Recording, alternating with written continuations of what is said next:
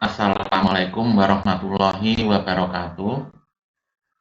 Hai student, jumpa lagi dengan saya dalam kuliah kedua pemrograman komputer.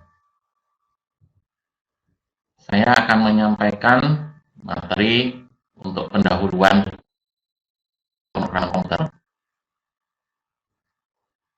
Nah, tentunya Anda akan bertanya ya, karena ini kuliahnya pemrograman komputer pada bidang Anda bukan teknik komputer atau teknik informatika.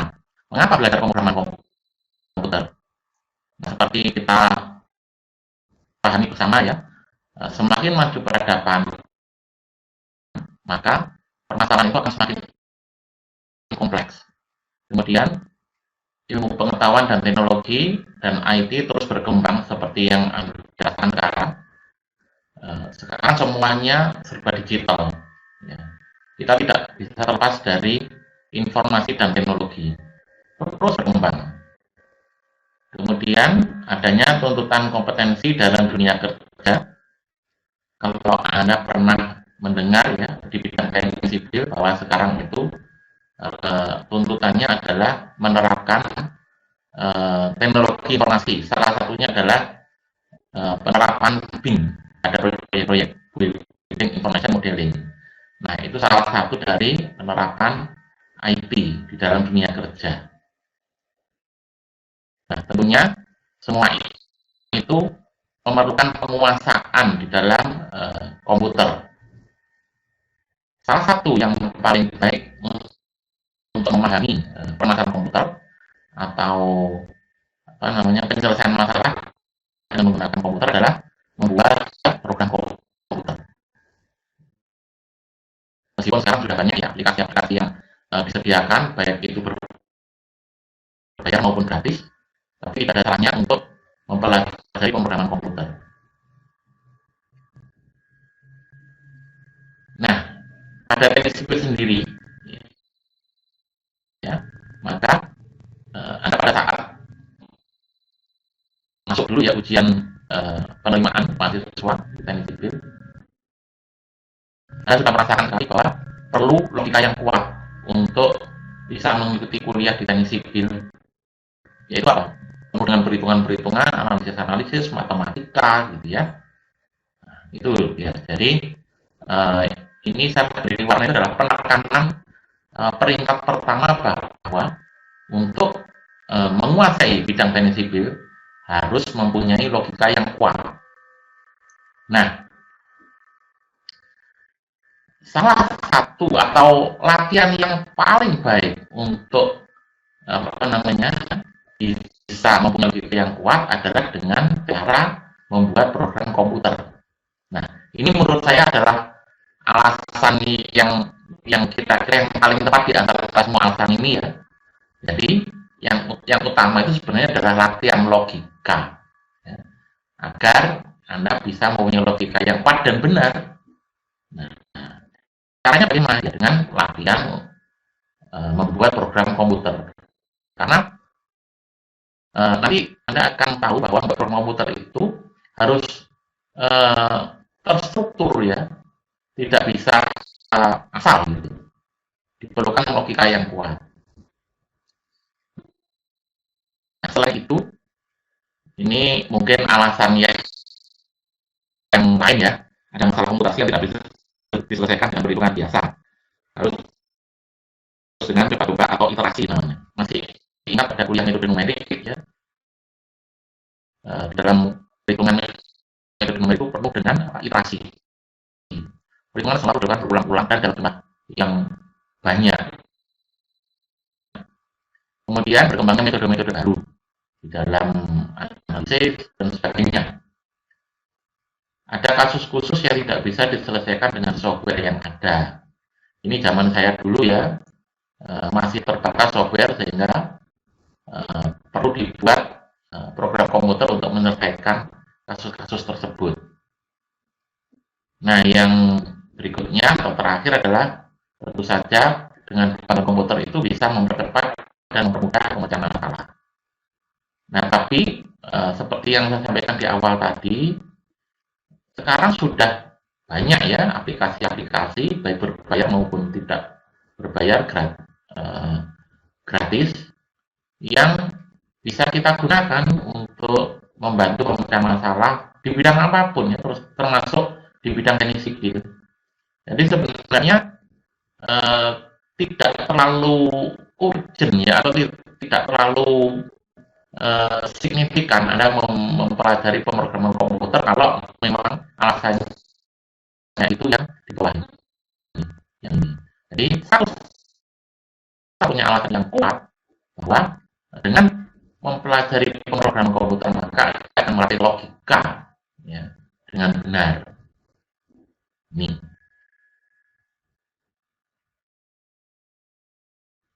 Ini sangat mudah ya, Anda sudah sangat familiar di dalam kerjaan sehari-hari, yaitu penggunaan komputer ya. Jadi ini hanya sekilas saja sistem komputer, yaitu pemecahan komputer itu bisa dilakukan dengan komputer tunggal atau PC atau laptop, ya. Kemudian dalam jaringan. Jaringan ini ada internet dan internet. Sekarang sudah beralih ke semuanya dalam jaringan ya. Semuanya sudah dalam jaringan, sehingga semakin lama kita akan semakin banyak menggunakan ini komputer dalam jaringan. Kemudian ini sudah sangat familiar ya, kita mendengar bahwa sistem komputer itu terdiri dari 3 bagian, ada hardware-nya, ada software dan brainware. Ya, tidak perlu dijelaskan lagi ya, semuanya itu sangat penting ya. Hardware itu perangkat kerasnya, software itu adalah perangkat lunaknya untuk atau aplikasi ya untuk menyelesaikan suatu masalah.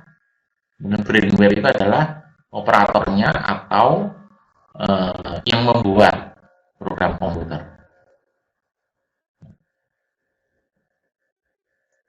Kemudian tentang bahasa komputer. Jadi komputer itu juga untuk bisa memerintah komputer itu harus menggunakan bahasa juga, namanya bahasa komputernya. Komunikasi antara satu piranti dengan piranti lain. Di komputer itu kan banyak perangkat ya. Ada perangkat untuk menampilkan, perangkat untuk entry, keyboard, seperti itu mouse, perangkat untuk mencetak, dan sebagainya untuk komunikasi. Itu harus bisa terhubung ya, harus mengerti perintah yang dikehendaki oleh manusia. Jadi bagaimana caranya bisa memahami dia? Ya, pasti harus menggunakan suatu bahasa, yaitu bahasa komputer. Nah, sampai dengan saat ini ya, saya memahami atau mendapatkan referensi ya, bahwa sebenarnya bahasa komputer itu ada 2 tingkat ya, ada 2 macam, 2 tingkat. Yang pertama bahasa tingkat rendah atau low level language. Kalau dulu itu tingkat rendah itu bahasa mesin ya, mesin language atau assembly. Nah, itu ilmunya orang-orang teknik komputer. Yang kedua bahasa tingkat tinggi atau high level language. Nah, ini bahasa tingkat tinggi ini sangat mirip sekali dengan bahasa Indonesia, terutama bahasa Inggris. Ya, memang untuk memudahkan komunikasi maka harus digunakan bahasa yang paling banyak digunakan. Nah, ini bahasa Inggris yang digunakan. Contohnya adalah program ini termasuk yang paling kuno, basic ini. Kalau basic sendiri memang kuno, tapi kalau ada visual itu sudah mulai diperbarui ya, visual basic. Pascal itu termasuk lama juga, tapi kalau sudah ditambah unsur visual menjadi Delphi namanya, itu juga sudah lumayan baru. Nah, yang sangat banyak digunakan itu adalah C2+. Ada yang mengatakan C2+ itu adalah bahasa tingkat menengah. Bisa juga di bahasa tingkat tinggi, bisa juga digunakan untuk membuat program mesin ini, memprogram mesin. Nah, Untuk saat ini sudah banyak sekali macam bahasa pemrograman Java gitu ya. Java itu bisa digunakan untuk membuat program Android juga, untuk website bisa. Yang lebih populer adalah PHP dan Python sekarang ini ya. Ini bisa digunakan untuk membuat pemrograman uh, di dalam apa namanya web. Dan ada ASP dan sebagainya. Perkembangan terakhir yang saya ketahui, ya, MIT, Universitas di Amerika, MIT itu membuat bahasa tingkat tinggi ya untuk Android, namanya App Inventor. Jadi sudah tidak lagi dalam bentuk kata-kata, tetapi dalam bentuk simbol-simbol atau mirip seperti puzzle. Ya. Jadi tinggal dipasang blok blok blok blok gitu. Sangat memudahkan sekali. Itu sudah apa ya, bahasa grafis gitu. Nah, perkembangan bahasa sedemikian apa namanya beragam ya, sampai sampai dalam bentuk grafis juga. Kemudian ada interpreter dan compiler. Apa itu interpreter dan compiler? Interpreter itu gampangnya adalah penerjemah, ya. Jadi sesuatu atau apa ya, perangkat lunak yang menerjemahkan antara instruksi yang diberikan manusia untuk terjemahkan sehingga komputer bisa mengerti. Ya. Interpreter. Interpreter itu software aplikasi ya, software yang berfungsi untuk menerjemahkan bahasa manusia menjadi bahasa komputer. Nah, jadi yang diterjemahkan itu bahasa manusia, bahasa pemrogramannya tadi itu. Nah, komputer hanya tahu bahasa mesin. Bahasa mesin itu biner ya, 10011011110. Itu bahasa komputer. Nah, kita kan kesulitan manusia memahami bahasa seperti itu. Maka dibuat bahasa pemrograman. Nah, yang menerjemahkan dari bahasa pemrograman ke bahasa mesin adalah interpreter. Setiap bahasa itu yang saya sebutkan tadi ini mempunyai interpreter sendiri-sendiri ya, mempunyai penerjemah sendiri-sendiri. Kemudian compiler atau penyusun. Sebenarnya compiler itu mirip sekali dengan interpreter. Atau begini, compiler di dalam compiler itu pasti ada interpreter. Ya. Jadi bedanya apa? Compiler lebih lengkap lagi, tidak hanya menerjemahkan fungsinya, tetapi suatu software yang digunakan untuk menyusun perintah-perintah pada komputer ya, membuat program, sehingga komputer mengerti dalam melaksanakan tugas. Kalau interpreter hanya menerjemahkan, membuat programnya itu bisa menggunakan aplikasi lain. Ya. Jadi kita menggunakan beberapa aplikasi untuk membuat program.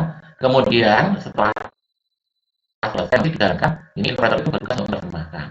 Tapi kalau compiler semuanya ya all in itu membuat program di dalam menggunakan compiler ini. Ya. Jadi paling tidak ya di dalam compiler itu ada 3 bagian utama paling tidak. Yaitu ada editor atau untuk mengetikkan, menuliskan programnya, menyusun programnya. Kemudian ada interpreter untuk menerjemahkan program yang dibuat tadi menjadi bahasa yang dipahami komputer, bahasa mesin. Dan ada debugger ya, untuk melacak kesalahan. Jadi kalau kita membuat program itu belum tentu benar ya, hampir pasti ada bagian yang salah. Dan yang repot kalau kelihatannya benar, tetapi sebenarnya itu salah. Nah, ya, itu nanti Anda akan paham ya pada saat sudah praktek. Kelihatannya nggak ada yang salah, ternyata kok nggak bisa jalan atau kalau dijalankan kok salah. Nah, untuk menemukan kesalahan atau melacak kesalahan itu digunakan debugger. Prosesnya disebut debug. Bug itu kutu, jadi debug itu mencari kutu. Ya, kira-kira seperti itu, mencari kesalahan.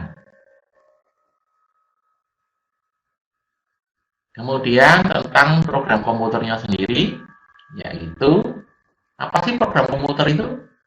Ya, program komputer itu ya sebenarnya sekumpulan instruksi ya, istilahnya coding. Ya. Kalau kita membuat program komputer ya kita membuat coding. Ya. Sekumpulan instruksi yang disusun dalam bahasa komputer untuk menyelesaikan suatu permasalahan. Atau bisa juga untuk menampilkan informasi yang diperlukan. Nah, sekarang itu lebih banyak ini ya. Kalau hitung-hitungan ya bisa juga. Ya. Kita nanti lebih banyak ke ini ya, meskipun menampilkan informasi juga, tetapi lebih banyak ke menyelesaikan permasalahan, hitung-hitungan. Ini ada diagram ya, secara umum bagaimana cara membuat program komputer. Sebenarnya mudah sekali, jangan terlalu rumit-rumit ya memikirkan membuat komputer itu rumit. Jadi kalau membuat sesuatu untuk menyelesaikan masalah itu apa kuncinya? Yang pertama, Anda harus tahu tujuan program itu untuk apa. Ya. Nah, kalau nggak tahu tujuannya untuk apa, ya sudah, pasti nggak bisa dibuat, nggak bisa membuat program. Contoh, mau menghitung volume suatu benda. Nah, apa tujuannya? Tujuannya menghitung volume suatu benda. Kemudian Anda mulai memikirkan bagaimana cara atau langkah-langkah dalam menghitung volume itu. Nah, jadi cuma dua itu. Tujuannya tahu, kemudian langkah-langkahnya tahu atau paham juga, bisa menyusun langkah-langkahnya. Nah, langkah-langkah penyelesaian itu disebut dengan algoritma. Ya. Jadi, yang paling penting itu adalah hampir pasti ya, kalau nggak tahu tujuan ya sudah, selesai, nggak usah buat program ya. Hampir pasti ini tujuannya tahu, kemudian ini yang paling penting. Kalau tidak bisa menyusun langkah-langkah penyelesaian ya sudah selesai. Contoh nanti ya di belakang dari materi ini saya berikan contoh.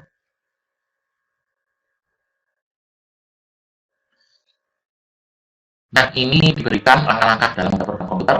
Yang pertama, tadi sudah saya sebutkan ya,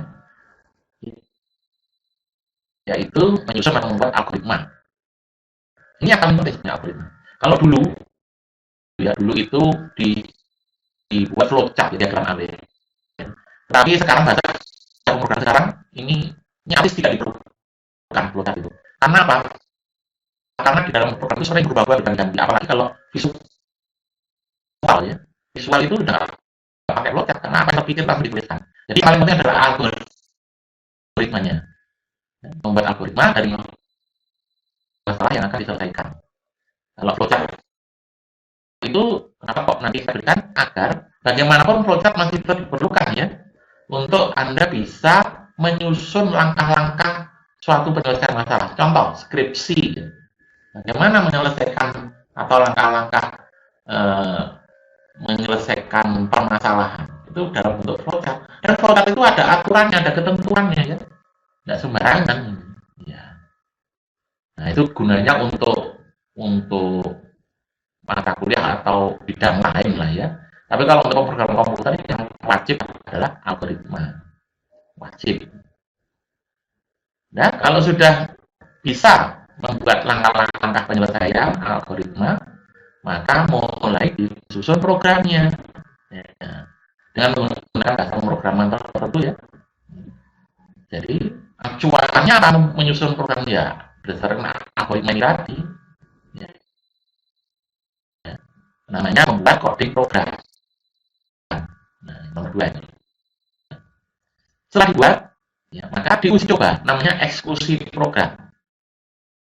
Nah, untuk eksekusi program ini Anda tidak perlu harus menyelesaikan dari awal sampai akhir ya, membuat suatu program.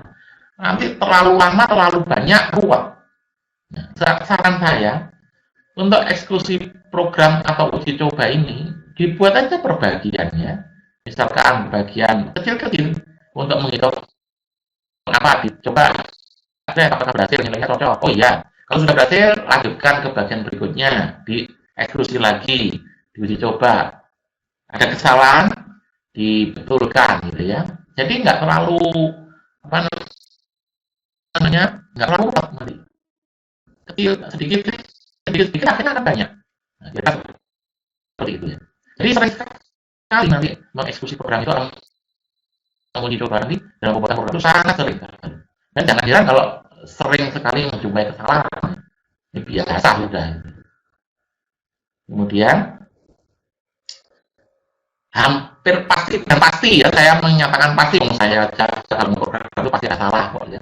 Nggak ada manusia itu yang benar terus.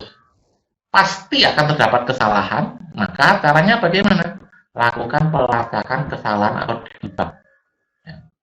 Dilacak, ketemu kesalahannya, dibetulkan, kemudian diuji coba lagi, nomor 3. Kemudian, apakah masih ada kesalahan? Kalau iya, dilacak lagi, dibetulkan, diuji lagi, sampai program yang dibuat itu, bagian-bagian itu tadi itu ya, itu sudah benar. Kalau sudah benar, semuanya sudah benar, baru terakhir buatlah program tadi itu menjadi file executable. Cirinya apa? Ekstensinya itu .exe. Nah, itu bisa dijalankan langsung dari Explorer ya. Dulu dari luar, di run langsung bisa. Kira-kira seperti ini. Jadi langkah yang paling menonjol nanti adalah langkah 3, 4. Langkah 1 itu kan awal ya, awal. Langkah 2 itu ya tentunya ya wajib ya menyusun program itu membuat. Tapi ini langkah 3 itu penting sekali supaya menjamin supaya program yang dibuat itu sudah benar, tidak ada salah. Nah, ini sering terus baru dibuat file executable-nya. Baik, ini adalah diagram alir atau flowchart yang sangat sering digunakan di dalam membuat langkah-langkah program ya. Kalau tadi ada algoritma itu bentuknya tulisannya poin-poin 1, 2, 3, 4. Tapi kalau flowchart diagram alir itu sama sebenarnya dalam bentuk diagram.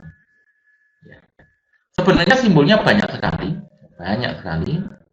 Ini yang sering saja ya, yang sering dipakai, digunakan adalah ini dan beberapa.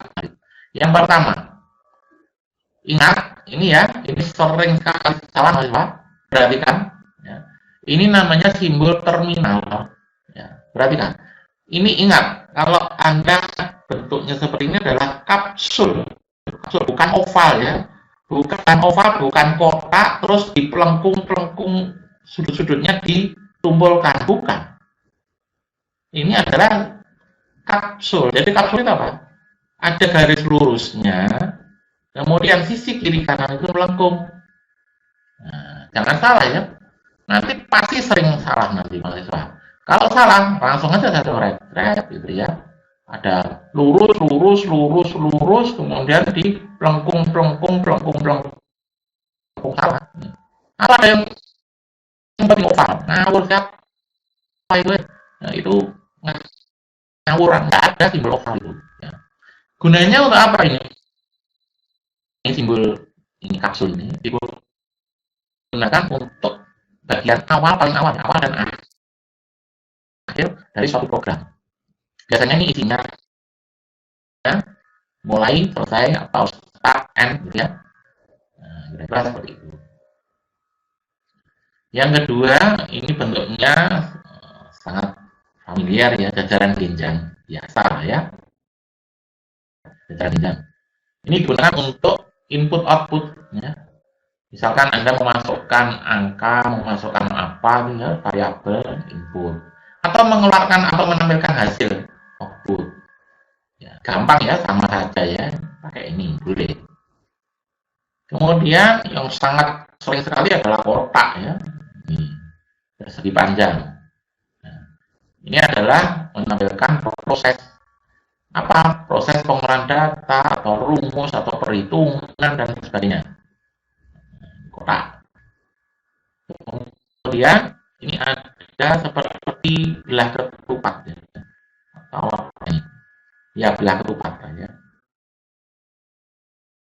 Ini namanya tes atau kondisi.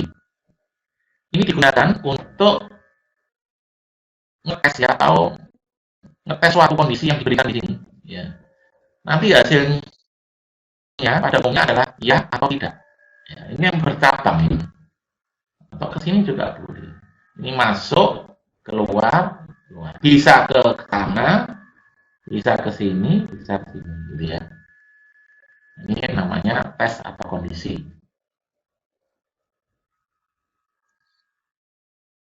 Kemudian simbol yang berikutnya yang cukup sering, kalau tadi sangat sering ya, kalau ini cukup sering. Ini simbol apa ini, apa namanya, segi 6 ya, 2, 3, 4, 5, 6, segi 6, agak panjang. Preparasi yaitu sekumpulan atau instruksi yang akan mengubah program, misalkan diberi nilai awal gitu ya. Tapi kalau nggak pakai ini, pakai kotak biasa juga boleh ya. Ya, ini agak jarang digunakan. Kemudian seperti tadi ya, kotak tetapi diberi garis di kiri kanan. Sebenarnya hampir sama, ini proses juga. Ya. Namanya predefined process. Ini menggambarkan dari suatu proses yang tidak didetailkan. Ya, global operasi tidak dijelaskan detailnya. Contoh, Anda menghitung apa ya? Menghitung luas suatu namanya persegi panjang gitu. Ya. Nah, mestinya kan luas persegi panjangnya itu kan Anda kali lebar. Nah, kalau Anda tulis L sama dengan A, luas ya, A sama dengan P kali L, yaitu pakai kotak biasa. Tapi kalau pakai ini, itu luas persegi panjang, nggak detail kan? Nah, itu pakai rotasi kotak, kemudian diberi garis kiri kanan. Kemudian ada simbol lingkaran, itu namanya konektor ya. Ini digunakan kalau Anda membuat flowchart itu tidak cukup ya. Nah, jangan terus di-worm buat ke kiri kanan, jangan. Tapi diberi tanda lingkaran, kemudian diberi kode, boleh angka, boleh huruf, biasanya huruf ya. Diberi huruf, kode A, terus kemudian lanjutannya itu diberi lingkaran juga A ke bawah. Artinya ini bersambung ke bagian lain pada halaman yang sama. Jadi flowchart itu bisa, flowchart itu dari atas ke bawah ya, warungnya dari atas ke bawah. Kalau nggak cukup bisa disambung ke sampingnya. Nah, sambungannya itu diberi kode simbol lingkaran, terus diberi huruf, angka juga boleh huruf. Nah, ini hampir sama, ini juga konektor ya, tetapi ini digunakan untuk sambungan yang pindah halaman yang berbeda.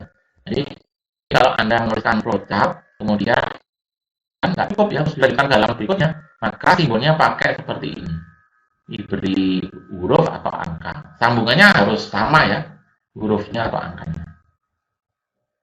Yang terakhir namanya flowchart diagram alir ya, ada aliran. Jangan lupa ini dihubungkan, semua simbol tadi itu dihubungkan dengan garis yang ada panahnya, ini menunjukkan arah aliran. Seringkali mahasiswa kesusu cepet-cepetan diberi garis tapi nggak ada panahnya loh. Ini mau kemana? Nah, mau ke atas atau ke bawah, ke kiri atau ke kanan nggak jelas. Ini harus diberi panah. Dan panah itu nggak harus selalu ke bawah ya. Boleh ke bawah, boleh ke atas, kiri, kanan. Jadi kalau diberi panah itu kan jelas. Pada umumnya, flowchart itu dibuat dari atas ke bawah. Jadi panahnya selalu ke bawah pada umumnya ya. Kecuali pada ini tadi, kondisi ini tadi. Nah, ini bisa ke kiri, bisa ke kanan, bisa ke kiri, panahnya. Ya. Itu adalah simbol-simbol yang sering digunakan. Nanti akan saya tunjukkan. Kalau Anda membuat ini, nggak usah manual ya. Pakai Word bisa, pakai Excel bisa. Nanti saya tunjukkan ya simbol-simbol nanti. Jangan pernah membuat ngarang sendiri ya. Ngarang sendiri, terutama yang ini. Awas. Nggak ada, Pak, ada. Ini ada semua. Saya nggak ngarang. Ini internasional ya. Ini internasional, bukan karangan saya. Semuanya pakai simbol seperti ini. Nah, ini contoh penggunaan flowchart ya. Ini untuk input output contohnya ya, untuk memasukkan sesuatu, menerima data dan menampilkan. Misalnya ini ya, ini mulai ini lihat ya, ini ada garis lurus atas bawah, kiri kanannya pelengkung, ya, jangan oval ya, benar aja gitu kan. Ya. Mulai, kemudian turun ke bawah panah. Nah, ini masukkan nama, kita tuliskan input nama. Nah, ini simbolnya pakai apa? Ya input output jajaran jenjang ya. Kemudian setelah menerima nama, disuruh menampilkan tulisannya halo nama, misalkan yang masukkan namanya itu Saifu ya, nanti akan tampil halo Saifu gitu. Nah, karena ini input masukkan nama, kemudian output menampilkan, maka simbolnya sama, pakai jajaran jenjang. Ya. Selesai, ya, diberi tanda terminal ya, simbol terminal M. Nah, sebelum terlanjur, ini pakai PowerPoint ada juga ya, insert, kemudian save, ini ya, save, ini ada flowchart. Ya, flowchart, coba perhatikan ini. Nah, terminator.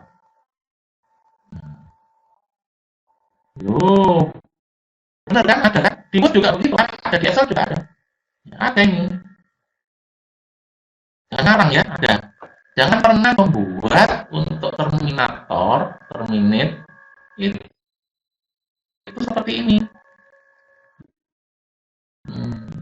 Ini ngawur pol ini ya, ini ngawur pol. Saya tinggal ini ya, ada, terus lagi.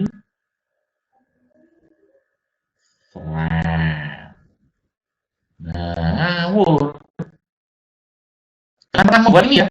Atau ada lagi yang membuat seperti ini. Ngawur pol ini. Ini.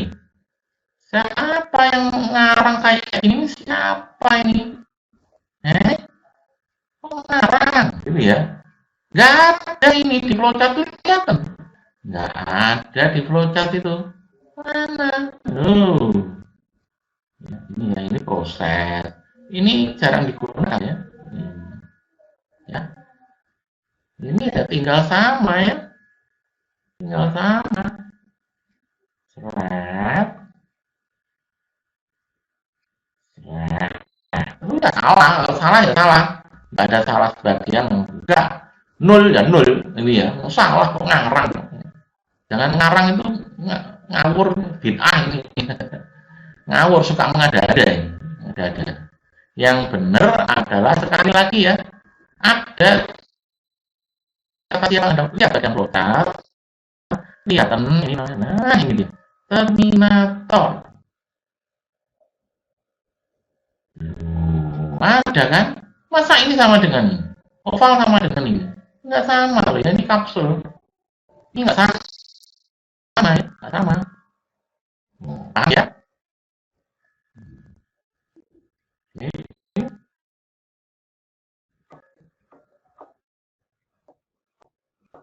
Ya. Nah, gitu ya. Jelas, mudah-mudahan jelas ya. Ada lagi contoh. Ini ada prosesnya ya, input, output, dan proses. Contoh ini hitungan. Selalu diawali dengan terminator. Terminal. Mulai atau start gitu ya. Ini kok bahasanya campuran ya. Nah, ini start end juga boleh, mulai selesai juga boleh ya. Ini mulai end ya, nggak apa-apa lah ya. Start, input A, B, disuruh masukkan di dalam variabel A dan B. Apa? Angka. Ya. Ini jajaran jenjang input. Kemudian disuruh menghitung C itu sama dengan A ditambah B. Apa sesungguhnya? Ya proses ya. Jangan pakai jajaran genjang, kalau jajaran genjang itu input. Nah, ini kan proses ini. C sama dengan A ditambah B. Suruh menghitung komputer itu. Komputer itu kan C sama dengan A tambah B. Nah, itu proses. Kemudian setelah dapat hasilnya, C disimpan di memori komputer, disuruh tampilkan komputer C itu. Nah, ini output. Nah, jajaran genjang lagi. N. Itu ya. Nah, ini ada input, output, kondisi. Coba perhatikan. Ada konektornya juga ini. Coba perhatikan. Dimulai dari terminal, mulai, kemudian masukkan alpha. Variabelnya ini alpha namanya. Input, jajaran genjang. Nah, kemudian dites ya. Alpha itu apa lebih kecil dari 90? Alpha itu sudut ya. Apa lebih kecil dari 90? Kan ada dua kemungkinan, iya atau tidak. Ya, nah, gitu ya. Ini dites ini. Kalau iya, ke sini jalurnya. Ya, ditulis ini ya. Jangan nggak ditulis. Kalau ya, maka sudut yang kurang dari 90 disebut dengan sudut lancip. Nah, ini diberi nilai, diberitahu ini variabel sudut adalah lancip. Ini proses ya. Belum menampilkan ini proses ini. Belum menampilkan. Jika tidak, ya, lebih besar dari 90, maka disebut sudut tumpul. Nah, tidak itu jalurnya ke kanan. Nah, panahnya. Berarti jika tidak kurang dari 90 diberikan sudut. Ya, ini variabel ya. Sudut itu diberi nilainya tumpul. Ya. Kemudian karena ini nggak cukup di bawahnya diberi tanda konektor. Ini boleh huruf, boleh angka ya. Nah, kalau angka ini satu halaman A atau satu. Terus tadi kan sudut sudah ada nilainya ini. Kalau nggak lancip ya tumpul. Maka komputer suruh menampilkan. Komputer tampilkan sudut. Nah, ini adalah output ya. Bentuknya jajaran bintang. Selesai N. Kita seperti itu ya.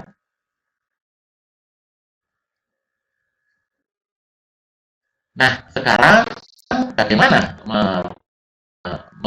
mensinkronkan ya antara algoritma dan flowchart. Nah, tadi sudah saya sampaikan bahwa semua permasalahan selalu ada langkah-langkah penyelesaian disebut dengan algoritma. Biasanya penyusunan algoritma diikuti dengan pembuatan flowchart ya, yang menunjukkan aliran langkah penyelesaian. Tetapi bagi saya ya, yang lebih penting lagi adalah algoritmanya sebenarnya ya. Flowchart itu hanya apa ya, untuk saat ini, untuk bahasa pemrograman saat ini yang visual itu malah kurang cocok flowchart. Jadi flowchart itu hanya sekilas saja, latihan aja nanti, tapi untuk membuat program nanti kebanyakan algoritma ya flowchart. Nah, flowchart nanti akan Anda gunakan pada saat skripsi, membuat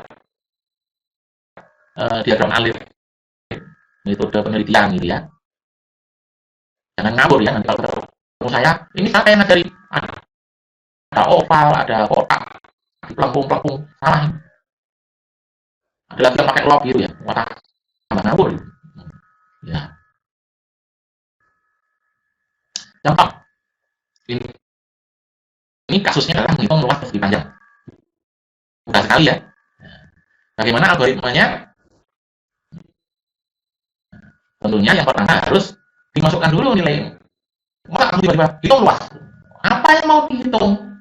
Ya luasnya. Duh, bagaimana hitungnya? P kali L. P-nya berapa, R-nya berapa? Kan gitu. Jadi jangan kebalik-balik logikanya ya. Pertama harus diketahui dulu nilai P dan L. Komputer kan nggak tahu. Komputer itu bodoh. Ya. Jadi harus diberitahu komputer itu. Komputer ada nilai P, ada nilai L loh ya. Oh iya, oke. Okay. Kemudian, komputer itu A luas itu sama dengan P kali L. Jangan kebalik ya. A sama dengan P kali L loh. P-nya berapa, L-nya berapa, komputer nggak tahu. Jadi urut ya. A sama dengan P kali L, oke, nol langsung. PL-nya nggak tahu nol gitu ya. Meskipun Anda beritahu P-nya di sini ya. Nah, ini kebalik ya, nomor 2 jadi 1 jadi 2. A sama dengan P kali L, P sama dengan 5, L sama 2, tapi nilainya nanti tetap 0. Karena apa? Karena dihitung dulu A-nya. A sama dengan P kali L, P-nya 0, L-nya 0, belum dikasih nilai. Terus baru di bawahnya dikasih nilai. P sama dengan 5, L sama dengan 2. Empuh, kadung tak hitung gitu katanya komputer ya. Terus kadung tak hitung, karepmu. Sampai kan nilai ada salah. Ya, kalau itu balik salah. Maka hati-hati ya. Biasakan menggunakan logika waras ya, jangan nggak waras. Zaman sekarang banyak yang nggak waras. Ya, jadi waras itu gimana? Ya, ya, kasih tahu dulu tuh komputer nilai P dan L-nya. Komputer ada nilai P loh ya. Oh iya, ada nilai L-nya. Iya iya. Komputer itu kan A sama dengan P kali L, siap, gitu ya. Bisa. Nah, P-nya 5, L-nya 2. A sama dengan P kali L, 5 kali 2, 10. Tampilkan nilai A 10. Pasti betul. Ya, karena logikanya waras. Ya. Flowchart-nya bagaimana? Mulai, kemudian inputkan P dan L, gitu ya, besaran jenjang. Jangan lupa panahnya ya, dari atas ke bawah. Kemudian berikutnya, beritahu A sama dengan P kali L, kotak ini proses. Kemudian tampilkan nilai A, ini output ya, besaran jenjang. Selesai, N. Nah, gitu ya. Mudah sekali kok. Ada lagi contoh, menghitung jumlah pembayaran ini, misalkan kasir ya, dari suatu toko gitu. Nah, kalau ada orang membeli barang, ya kalau nilainya di atas 1 juta gitu ya, misalnya itu ketentuannya, maka diberi diskon 10%. Kalau nilainya tidak eh, masih di bawah 10 juta, ya nggak ada diskon.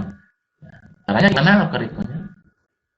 Pertama, input harganya sebenarnya kalau belinya itu berapa, gitu ya? Itu dulu kan. Terus defaultnya apa? Secara default, secara apa ya? Prinsip atau standar ya standar. Maka bayarnya ya sama dengan beli dong. Ya, ya kan? Kemudian ditambah perintah. Jika membeli lebih dari 1 juta, nah gitu ya. Maka bayarnya kalau diskon 10% berarti kan 90% jadinya ya. 0,9 kali beli. Ya. Terus ambilkan bayar. Gitu kan? Kalau nilainya belinya kurang dari 1 juta gimana? Ya nggak dapat. Kan ini nggak dijalankan ini ya. Kalau kurang dari 1 juta nggak dijalankan ini. Ini dijalankan kalau lebih dari 1 juta. Ya.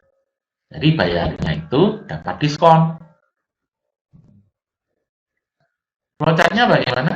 Nah, ini ya, mulai di terminal, kemudian ke bawah, input, ya. Beli, berapa sih belinya, gitu ya, masukkan nilainya, ini input secara jenjang, kemudian beri perintah, ini proses ini, bayar sama dengan beli, oke, tapi belum selesai, komputer cek dulu, tes dulu ya, tes, apakah pembelian beli itu lebih besar dari 1 juta? Kalau tidak, ya nggak usah dihitung ini, langsung bayar. Ya. Bayarnya berapa? Ya bayarnya sama dengan beli. Kalau tidak. Tetapi kalau lebih dari 1 juta, 1,1 juta, oh dapat diskon dong ya. Jadi hitung lagi nilai bayarnya itu 0,9 kali beli. Sehingga bayarnya jadi berapa? Ya ini nilai ini 0,9 kali beli, dapat diskon 10%. Oke, ya, selesai.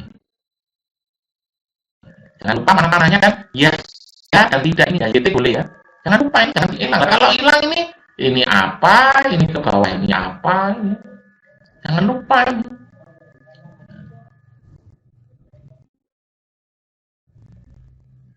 Nah, ini contoh dari membuat program komputer ya, mulai dari algoritma, flowchart, dan contoh programnya dan tampilannya.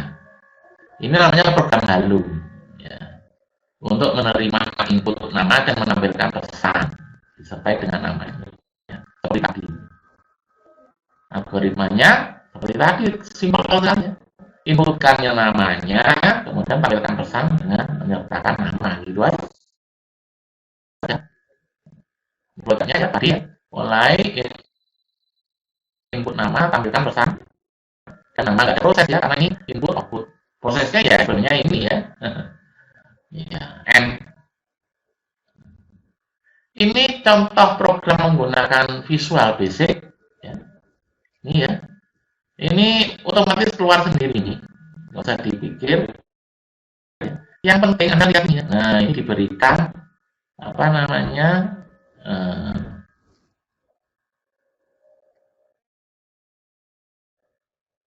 oh ini nanti ya, Anda akan bingung nanti. Nah ini belum saya jelaskan aja. Ini belum saya jelaskan ini. Ini adalah memberikan tulisan, ada halo siapa gitu ya. Nama teksnya, selamat belajar Visual Basic. Nanti aja ini, Anda belum sampai ke sana. Ya, bingung pasti nanti ya. Ini contoh programnya, kemudian, nah ini nama, ini visual, namanya visualnya seperti ini ya, tampilan visualnya. Nama, ini teks, kemudian ini ada kotak inputnya, teks box namanya ya. Ditulis, misalkan namanya Andi Budiman Sejahtera. Kalau ini diklik OK, maka nanti akan keluar tulisan warnanya biru, halo Andi Budiman Sejahtera, selamat belajar bahasa Visual Basic. Nah, gitu ya. Nanti aja. Ya. Oke, untuk kuliah kedua ini cukup sampai di sini. Saya harap Anda sudah siap ya dengan komputer Anda waktu kuliah nanti. Kalau ada yang sempat menginstal software Visual Basic-nya lebih bagus. Kalau enggak, Anda coba dulu ya VB yang versi portable dijalankan. Kalau tidak ada masalah di komputer Anda ya oke. Kalau ada masalah, terpaksa harus install lengkap ya. Ya, itu dulu dari saya. Saya akhiri sampai di sini. Assalamualaikum warahmatullahi wabarakatuh.